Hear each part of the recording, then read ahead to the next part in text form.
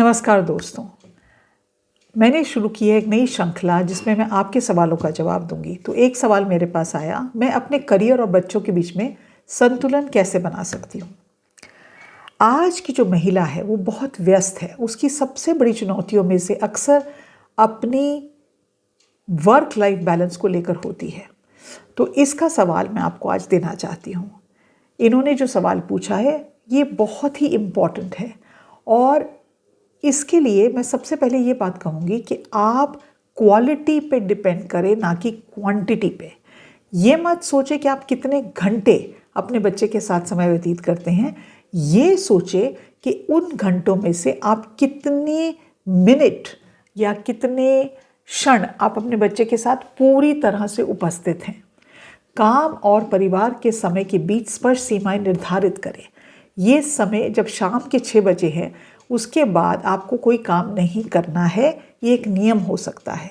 ये आप वीकेंड जो आपके हैं that should be totally for your family, और फैमिली परिवार के साथ पिकनिक है, गतिविधियां है, उसके लिए समर्पित करना है।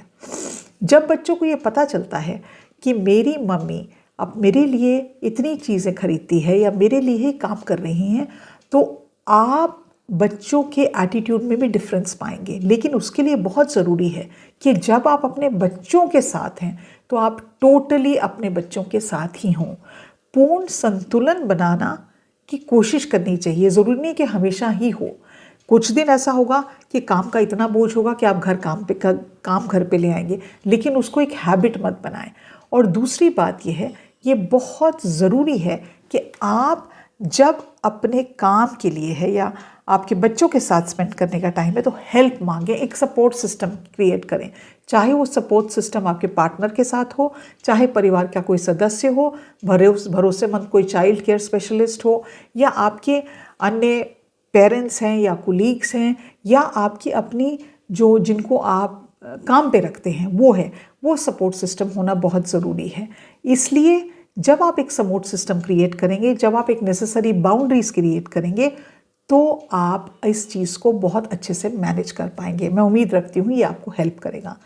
दूसरा क्वेश्चन जो था वो ये है, निवेश करना मैं शुरू करना चाहती हूँ, उसको कैसे शुरू करूँ और मुझे डर लगता है इन्वेस्टमेंट करने से। तो डर इन्वेस्टमेंट करने से स्पेशली महिलाओं में बहुत कॉमन फिनोमेना है, क्योंकि कभी उनको फाइनेंशियल इंडिपेंडेंस सिखाई नहीं गई। लेकिन फाइनेंशियल लिटरेसी और इंडिपेंडेंस हर वुमेन का एक जन्मसिद्ध अधिकार होना चाहिए और उसको उसके बारे में सोचना चाहिए। तो बहुत सिंपल सी चीज़ है कि आप छोटे और सरल तरीके से शुरू करें। आपको बहुत बड़ी बड़ी इन्वेस्टमेंट्स करने की ज़रूरत नहीं है। आप 1000 रुपये या 500 रुपये की पर मंथ की इन्वेस्टमेंट से शुरू कर सकते हैं। चाहे वो सिस्टमैटिक इन्वेस्टमेंट प्लान हो जो आप एक म्यूचुअल फंड में इन्वेस्ट करें, चाहे आप एक अपनी एक रेकरिंग डिपॉजिट से शुरू करें, या आप एक फिक्स डिपॉजिट से शुरू करें। आप अपनी गति को खुद सोच के बनाएं कि मेरे लिए ये मेरा गोल है और मैं इसको ही करना चाहती हूँ। मैं आगे कई वीडियो में एक रिच डैड पुअर डैड करके किताब थी, उसके बारे में आपको बताऊंगी, उसका रिव्यू दूंगी। वो किताब आप लें, और वो बहुत ही प्रेरणादायक किताब है और बहुत ही इंफॉर्मेटिव उसमें आइडियाज़ हैं। एक और ज़रूरी बात है वो ये है कि 70, 20 और 10 नियम हमेशा फॉलो करें। 70% आय जीवन के खर्च के लिए लगाएं, 20% ऑफ योर इनकम आप बचत में लगाएं, और 10% जो है और वो अपने व्यक्तिगत सुनिश्चित करें कि आपकी लगातार आपकी अपनी जो डिज़ायर्स हैं उनको पूरी रखें। याद हमेशा रखें कि हर कोई गलतियां करता है, यहाँ तक कि जो फाइनेंशियल लिटरेसी में या फाइनेंशियल इन्वेस्टमेंट्स में उसमें भी गलतियां होती हैं। सबसे बड़ी गलती ये है कि आप निवेश ना करें। अगर आप अपने मनी को सिर्फ एक सेविंग डिपॉजिट्स में रखेंगी तो उसका कोई भी आपका फ़ायदा नहीं होगा। तो try small things and start very small but build it up. एक और सवाल जो मेरे को एक पेरेंट ने भेजा है, उन्होंने ये भेजा है, मैं अपने बच्चों को पैसे के बारे में कैसे सिखाऊं जबकि मुझे खुद ही पैसे को मैनेज करना उसकी समझ मुझे बहुत कम है। जब हम खुद सीख रहे हैं तो अपने बच्चों को पैसे के बारे में सिखाना मुश्किल ज़रूर लगता है, लेकिन ये एक गोल्डन अपॉर्चुनिटी है अपने बच्चे को और अपने आप को एक साथ टुगेदर कुछ सीखने की। अपनी यात्रा के बारे में ईमानदार रहें। बच्चों को पैसे के आदर्श रोल मॉडल नहीं चाहिए, उनको एक ऐसा पेरेंट चाहिए जो उनको सिंपल वेज में समझा सके कि पैसे की अहमियत क्या है, उसको कैसे मैनेज करते हैं, उसकी जानकारी कैसे लेते हैं। जब आप इस एटीट्यूड से, इस इंटेंशन से अपने बच्चे को समझाएंगे तो बच्चा भी समझेगा that my mother is also trying to learn और my father is also trying to learn, then we can together learn this thing. पैसे को एक तरह से एक विजुअल आइडेंटिटी दें।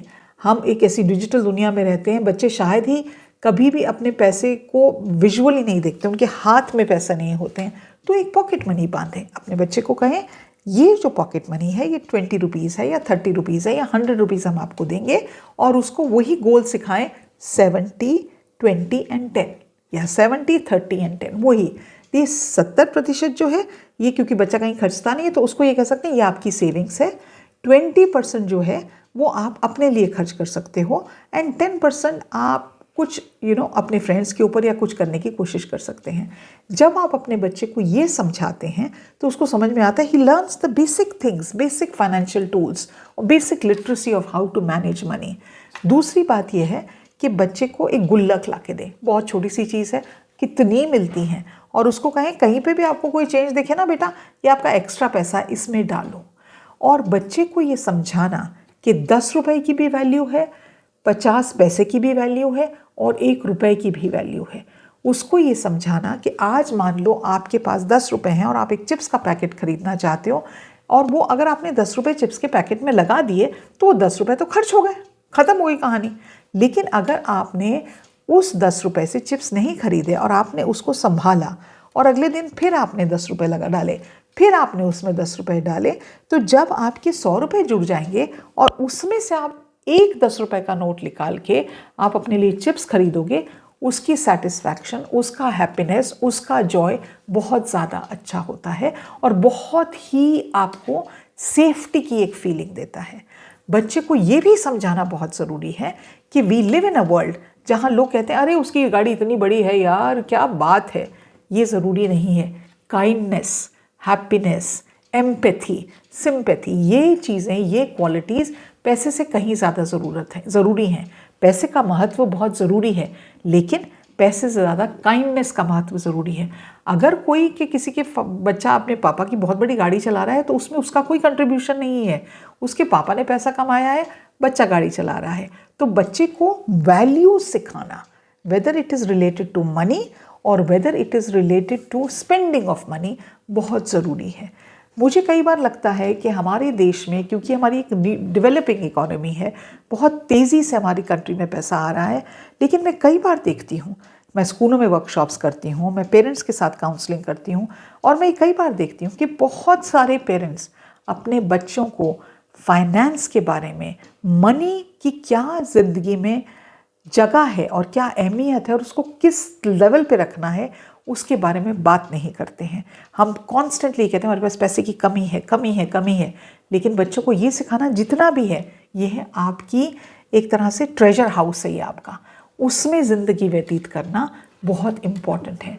तो मैं उम्मीद रखती हूँ आपकी ये 3 क्वेश्चंस जो थे, जो मेरे ऑडियंस ने मेरे को लिख के भेजे, वो आपको कोई डायरेक्शन देंगे अपनी प्रॉब्लम को सॉल्व करने के लिए।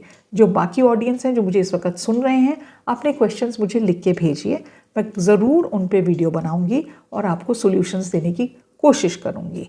और अगर आपको लगता है कि मेरी किसी भी सजेशन से आपको हेल्प मिली तो सब्सक्राइब करना मत भूलें, कमेंट ज़रूर करें और बेल आइकॉन दबाएं ताकि जब भी कोई नया वीडियो आए आपको उसके बारे में पता चले। आज के लिए इतना ही। नमस्कार।